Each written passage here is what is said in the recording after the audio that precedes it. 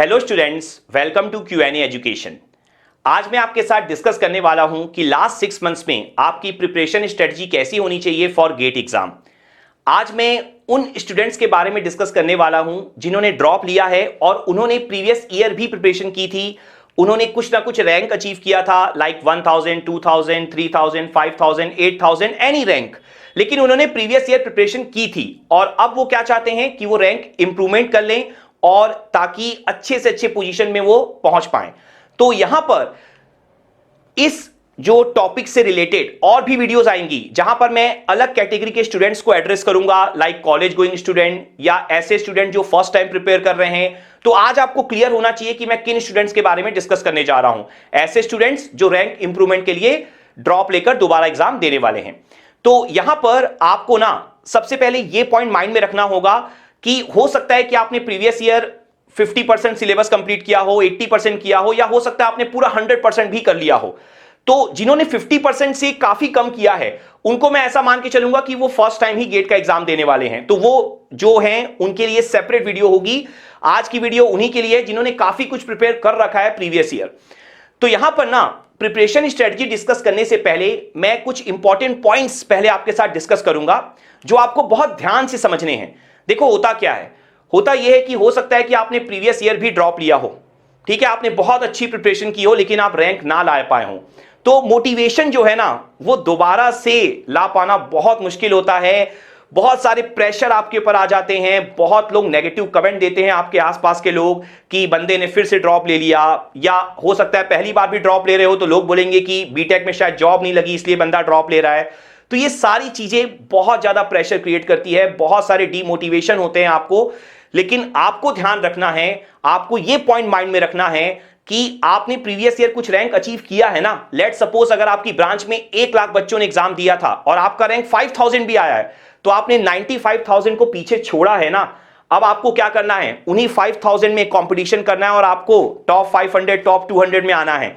वैसे real competition 2 से 3% लोगों में ही होता है स्टार्ट के, लेकिन आपको यह कॉन्फिडेंस रखना है कि आपने काफी सिलेबस कंप्लीट कर लिया है, एक बार आप स्टडी कर चुके हो, तो आपको प्रेशर के साथ नहीं उतरना है। बोलना बहुत इजी होता है, मैं आपको सिर्फ बोल रहा हूं, जो उस पोजीशन पे होता है उस पे क्या प्रेशर हो सकता है वो आप ही समझ सकते हो, ठीक है। लेकिन प्रेशर को अपने पर हावी नहीं होने देना है, फुल कॉन्फिडेंस के साथ उतरना है कि आप इस बार अच्छा रैंक अचीव करोगे ही।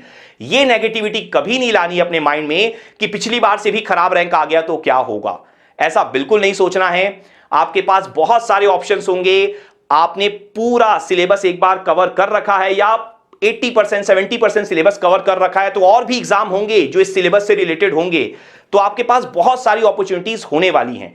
तो फुल कॉन्फिडेंस के साथ आपको एग्जाम की प्रिपरेशन के लिए आगे बढ़ना है। यह एक इंपॉर्टेंट पॉइंट था। सेकेंड इंपॉर्टेंट पॉइंट क्या है कि ना आपको सबसे पहले यहां पर यह समझ लेना है कि आपने प्रीवियस ईयर क्या ऐसी गलती की है। तो यहां पर आपको ना प्रॉब्लम अंडरस्टैंड करनी है कि प्रीवियस ईयर ऐसा क्या हुआ। तो यहां पर हो सकता है कि आपने पूरा का पूरा सिलेबस ही कंप्लीट ना किया हो सकता है आप कॉलेज गोइंग स्टूडेंट हो, एग्जाम के टाइम में, यूनिवर्सिटी एग्जाम के टाइम पे आपने सब्जेक्ट्स लीव कर दिए हो, आप पूरा सिलेबस कंप्लीट ना कर पाए हो, या हो सकता है कि आपने रिवीजन ही ना किया हो, ठीक है ना, आपने बस एक बार ऊपर ऊपर से सिलेबस पढ़ लिया हो लेकिन आप रिवाइज ना कर पाए हो, जिसके कारण आपने अच्छा रैंक अचीव नहीं किया। या यह पॉसिबिलिटी हो सकती है कि एग्जाम के कुछ टाइम पहले हेल्थ इश्यू हो गया हो आपको, तो यह भी एक मेजर पॉसिबिलिटी हो सकती है। इसके अलावा हो सकता है कि आपका मेंटल स्टेटस ठीक ना रहा उस टाइम, ऐसी कोई प्रॉब्लम हो गई हो परिवार में, या कुछ भी ऐसा प्रॉब्लम हो गया हो जिसके कारण से आप एग्जाम टाइम में एग्जाम के लिए फोकस ना कर पाए हो। या यह हो सकता है कि एग्जाम में आप कैलकुलेशन मिस्टेक करके आ गए हो, बहुत सारी सिली मिस्टेक्स आप वहां पर परफॉर्म करके आ गए हो, यह भी एक सिचुएशन हो सकती है। या यह भी हो सकता है कि आपने टेस्ट सीरीज ही ना दी हो एक भी, या आपने बहुत कम टेस्ट सीरीज दी हो। इसके अलावा यह पॉसिबिलिटी हो सकती है कि आपने एग्जाम में या एग्जाम से पहले आपने सब कुछ प्रिपेयर कर रखा था, आपने बहुत बार रिवीजन कर रखा था, आप टेस्ट सीरीज में भी अच्छा स्कोर कर रहे थे, लेकिन एग्जाम में जाकर आप बहुत ज्यादा प्रेशर में आ गए और आप अच्छा परफॉर्म नहीं कर पाए, वो 3 घंटे आपके खराब चले गए।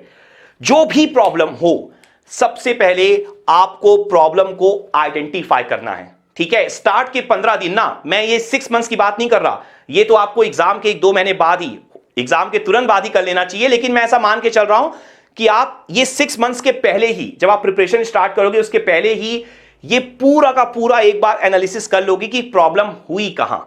और देखो, इसको ना पॉजिटिविटी के साथ करना है, इसको नेगेटिविटी के साथ नहीं करना है। होता क्या है ना, जब हमारा एग्जाम खराब चला जाता है हमारी एक्सपेक्टेशन से, तो हम खोल के भी नहीं देखना चाहते हैं, हम डरते हैं उसको देखने से, हम इवन आंसर की देखने से डरते हैं। तो हमें एक एक पॉइंट, एक एक क्वेश्चन को दोबारा जाके देखना है कि हमसे क्या गलती हुई है, हमने ऐसा क्या किया। तो ये सारे पॉइंट्स जब आप देखोगे ना, यकीन मानो कोई ना कोई पॉइंट से आप रिलेट जरूर कर रहे होगे। तो उस पॉइंट को पहले अंडरस्टैंड करो, और उस पॉइंट को अंडरस्टैंड कर लेने के बाद उस पर फोकस करो। ठीक है, हो सकता है आपको 2 से 3 सब्जेक्ट बहुत डिफिकल्ट लगते हो, उन पे पहले फोकस करो। तो ये पॉइंट्स आपको सबसे पहले अंडरस्टैंड करने हैं।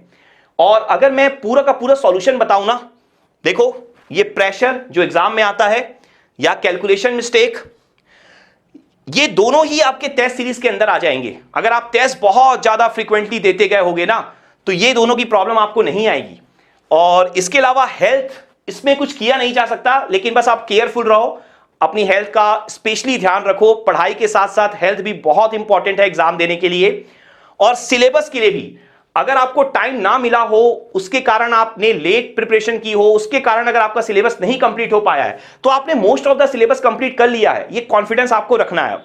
तो यहां पर अब अगर हम प्रिपरेशन स्ट्रेटजी की बात करें, तो जैसा मैंने बोला, मैं ये मान के चल रहा हूं आप 50% या उससे ज्यादा सिलेबस, हो सकता है 100% सिलेबस भी आप कंप्लीट कर चुके हो। तो आपको बस ना ये पॉइंट ध्यान में रखना होगा कि आपको ना अब दोबारा से कोचिंग फुल टाइम ज्वाइन करने की जरूरत नहीं है। अगर आप दोबारा से फुल टाइम कोचिंग ज्वाइन करने वाले हो, दिन का 5 से 6 घंटा सिर्फ और सिर्फ कोचिंग में देने वाले हो, तो आप फिर डिफरेंट वीडियो देखो। मैं ऐसा मान के चलूंगा कि आप फर्स्ट टाइम ही प्रिपरेशन कर रहे हो। ठीक है, यहां मैं ऐसा मान के चल रहा हूं कि एक बार आपने अच्छी खासी प्रिपरेशन कर ली है, तो यहां पर आपको ना दोबारा कोचिंग पूरी तरीके से ज्वाइन करने की जरूरत नहीं है। आप यहां पर कुछ सब्जेक्ट के लिए जा सकते हो सकता है आपको 1-2 सब्जेक्ट बहुत डिफिकल्ट लगते हो, आपको फील होता है कि उनकी आपको दोबारा कोचिंग चाहिए, तो आप सब्जेक्ट वाइज 1-2 सब्जेक्ट की कोचिंग ले सकते हो, ऑनलाइन वीडियोस देख सकते हो, ये सब आप कर सकते हो। लेकिन आप अगर दोबारा से पूरी कोचिंग करने जा रहे हो, तो फिर आप प्रीवियस ईयर वाले स्टेज में ही आके रह जाओगे। ठीक है, तो ये पॉइंट आपको ध्यान में रखना है। तो अब अगर मैं यहां पर बात करता हूं कि 1-2 सब्जेक्ट लेट सपोज आपके वीक हैं, उन्हें आप स्ट्रांग बनाना चाहते हो, तो उसके लिए आपको क्या करना चाहिए? कोचिंग तो एक तरीका है ही, इसके अलावा आप क्या कर सकते हो, डेली का रात को 1 आवर एक्स्ट्रा 1 आवर आप रिजर्व कर दो कि मुझे जो जो मैंने वीकनेस आइडेंटिफाई की है उनको मैं इंप्रूव करूंगा। ऐसा तो नहीं होगा ना कि आपने बिल्कुल पढ़ा ही नहीं होगा प्रीवियस ईयर, आपने कुछ कुछ पढ़ रखा होगा। तो डेली का 1 आवर आप 6 मंथ्स जब आपका स्टार्ट होगा फर्स्ट डे, आप डेली का 1 आवर उसके लिए अलॉट कर दो। ये पॉइंट आपको ध्यान में रखना है सारी कमियों को दूर करने के लिए। और आपको क्या करना है, आपके कुछ सब्जेक्ट बहुत अच्छे भी होंगे, ठीक है, मैं ऐसा मान के चल रहा हूं 70-80% सब्जेक्ट आपने बहुत अच्छे से पढ़ रखे होंगे, तो आपको ना डे 1 से ही, देखो 6 मंथ्स हैं, 6 मंथ्स में आपके कितने वीक होंगे, 25 to 26 वीक्स तो आपको मिल ही जाएंगे। तो मान के चलो 25 वीक्स ही मिलते हैं आपको। तो आप फर्स्ट वीक से ही क्या करोगे, स्टार्ट का 3 दिन एक सब्जेक्ट को आप कंप्लीट रिवाइज करो, क्योंकि आपने ऑलरेडी पढ़ रखा है ना, तो कंप्लीटली रिवाइज करो मेहनत करके, उस पे थोड़े बहुत प्रॉब्लम भी सॉल्व करो, एक्स्ट्रा प्रॉब्लम सॉल्व करना बहुत इंपॉर्टेंट होता है। और फिर चौथे दिन जाकर सुबह सुबह एक सब्जेक्ट वाइज टेस्ट दे दो, ठीक है, 1 आवर का होता है सब्जेक्ट वाइज टेस्ट, उससे ज्यादा नहीं होता है। और उसके बाद 2-3 घंटा बैठ के ऑब्जर्व करो अगेन कि जो आपने कमियां आइडेंटिफाई की थी क्या वो वापस से रिपीट हो रही है, या आपने कुछ इंप्रूवमेंट की है, या अभी के टेस्ट में मैंने क्या कोई नई गलतियां की हैं, वो सारी चीजें ऑब्जर्व करो, उन्हें कॉपी में लिख कर रखो। ठीक है, इसके अलावा अगर आपको टेस्ट सीरीज में कोई नया कंसेप्ट मिलता है टेस्ट देने के बाद, तो उसको एक सेपरेट कॉपी बनाकर कॉपी में लिख कर रखो। यह पॉइंट आपको जरूर करना है। तो ये आपका चौथे दिन के स्टार्ट में फर्स्ट हाफ में कंप्लीट हो गया, 3.5 डे आपके कंप्लीट हुए। नेक्स्ट 3.5 डे में वापस से ये सीक्वेंस रिपीट करो नए सब्जेक्ट के साथ। तो एक वीक में आपके 2 सब्जेक्ट इस तरह से रिवाइज होने चाहिए, और साथ ही साथ आपको 2 टेस्ट दे देने, मतलब हर एक का एक टेस्ट। देखो ये पॉइंट मैं फिर से रिपीट कर रहा हूं, एक बार आप स्टडी कर चुके हो ना, इस पॉइंट को ध्यान में रखना। आपको रिवीजन और टेस्ट पे फोकस करना है, और थोड़ी बहुत आपको इंप्रूवमेंट करनी है जो पिछली बार कमियां रह गई थी, उसके लिए आप रात को 1 आवर भी रिजर्व करो। और जो आप 3 डेज स्टडी करोगे उसमें भी आप रिवीजन के साथ कुछ ना कुछ इंप्रूवमेंट भी करते जाओगे ना। तो ऐसा करते करते लेट सपोज आपके 10 सब्जेक्ट्स हैं, तो 5 वीक्स में आपके 10 सब्जेक्ट एक बार रिवाइज हो जाएंगे और साथ ही साथ आप हर किसी का एक एक बार टेस्ट दे दोगे। यही पैटर्न एग्जैक्टली आप रिपीट करो नेक्स्ट 5 वीक्स के लिए। लेकिन इस बार आपको अपनी गलतियां भी पता होंगी, जो आपने अपनी कॉपी में लिख के रखा होगा। एक सेपरेट कॉपी बनाओ अपनी गलतियों के लिए जो आपने टेस्ट में ऑब्जर्व की होंगी, और जब इस 5 वीक में सेम पैटर्न रिपीट करोगे तो देखो आपने कितनी गलतियां इंप्रूव की, और नई गलतियां या पुरानी गलतियां जो अभी तक सुधरी नहीं है उनको फिर से लिख के रखो। और इसके बाद जब 10 वीक्स आपके कंप्लीट हो जाएंगे, जब आपके सिर्फ और सिर्फ अब 15 वीक बचेंगे टोटल एग्जाम के पहले, तो आपको अब स्टार्ट कर देना है फुल लेंथ टेस्ट, ठीक है। और यह भी कोशिश रखनी है कि इन 10 वीक्स में जो आप 1 आवर या 2 आवर एक्स्ट्रा दे रहे हो रात को, जो आपके वीक पॉइंट थे वो भी अब स्ट्रांग हो चुके हो काफी हद तक। और फिर आपको जब फुल लेंथ टेस्ट स्टार्ट करना है, जैसे मैंने बोला 15 वीक्स, तो एटलीस्ट आपको 15 फुल लेंथ टेस्ट तो देने ही है। वीक में सिर्फ एक देना है आपको फुल लेंथ टेस्ट। यकीन मानो वीक में 3-4 फुल लेंथ टेस्ट देना से कोई फायदा नहीं होने वाला। ये उनके लिए बेनिफिशियल होगा जो अब 100 में 90-95 मार्क्स रेगुलरली स्कोर कर रहे हैं। उनको ऐसा लगता है कि पूरी प्रिपरेशन हो चुकी है, उनको सिर्फ अब टेस्ट की प्रैक्टिस की जरूरत है। लेकिन अगर आपको लगता है आपको भी और कंसेप्ट बिल्ड करने, अपनी गलतियां सुधारनी है, तो आप वीक में आइडियली एक ही टेस्ट दो। और जब आप टेस्ट दो, लेट सपोज अगर आपको पता है कि आपका एग्जाम 9 to 12 होगा मॉर्निंग में, एक अप्रोक्सीमेशन लेके चलो, तो आप हर संडे 9 to 12 एग्जाम दो। उसके बाद 2 बजे से लेके 8 बजे तक पूरे पेपर को ऑब्जर्व करो, कहां क्या गलतियां हुई हैं, कहां से क्या नया कंसेप्ट मिला है, सबको लिख के रखो, ठीक है। यकीन मानो इनको रफ कॉपी में कभी मत लिखो, इनके लिए अलग से एक 2 फेयर कॉपी बनाओ, एक कंसेप्ट के लिए और एक कहां गलतियां हुई हैं उनके लिए और कितनी गलतियां आपने सुधारी हैं। तो हर एक हफ्ते में आप एक टेस्ट दो, फुल लेंथ टेस्ट। और जब आप टेस्ट दो ना, फिर जो आपने गलतियां पहचानी हैं पूरे 6 दिन आप उसको गलतियां सुधारने में दो, ठीक है। आपको क्या करना है, आपको रिवीजन भी करना है 6 दिन में, और इसके साथ साथ आपको क्वेश्चन भी प्रैक्टिस करने हैं अच्छे बहुत सारे, और अपनी गलतियां भी सुधारनी है। तो ये 6 दिन आपके उसके लिए होने चाहिए नेक्स्ट टेस्ट के पहले। उसके बाद यही जब आप 15 बार रिपीट करोगे ना, तो सोचो कितनी बार आपका रिवीजन हो जाएगा, ठीक है। और हर बार तो आपको हर सब्जेक्ट रिवाइज करने की जरूरत नहीं पड़ेगी ना, ये पॉइंट समझो। तो कई बार ऐसा होगा कि आप 3-4 सब्जेक्ट को ही वीक में रिवाइज कर रहे होगे जो आपको लगता है वीक है, जिसमें गलतियां ज्यादा हो रही हैं। तो जब आप 10 से 15 बार रिवीजन कर लोगे और इतनी बार फुल लेंथ टेस्ट दे लोगे, और बीच में हो सके तो जो सब्जेक्ट आपको वीक लगते होंगे ना, उनके सब्जेक्ट वाइज टेस्ट तीसरी बार भी दे देना वीक में, किसी एक दिन टाइम निकाल के, ये भी कोशिश रखना अपनी। तो जब आप इतनी बार कर लोगे ना, तो देखो मेरा हमेशा ऐसा मानना है कि एग्जाम के पहले 3 चीजें बहुत इंपॉर्टेंट होती हैं। एक होता है रिवीजन, एक होता है आपका टेस्ट सीरीज, और एक होता है अलग से और प्रॉब्लम प्रैक्टिस। तो ये तीनों चीजें आप 15 से 16 बार कर लोगे, तो सोचो क्यों नहीं होगा आपका एग्जाम में क्लियर, क्यों नहीं मिलेंगे आपको अच्छे मार्क्स, क्यों नहीं होगे आप सक्सेसफुल। आप जरूर होगे, ये पॉइंट आपको ध्यान में रखना है।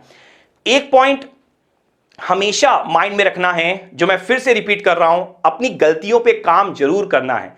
ओवर कॉन्फिडेंस कभी नहीं लेकर आना है, लेकिन कॉन्फिडेंस जरूर रखना है, ठीक है। ये पॉइंट हमेशा ध्यान में रखो।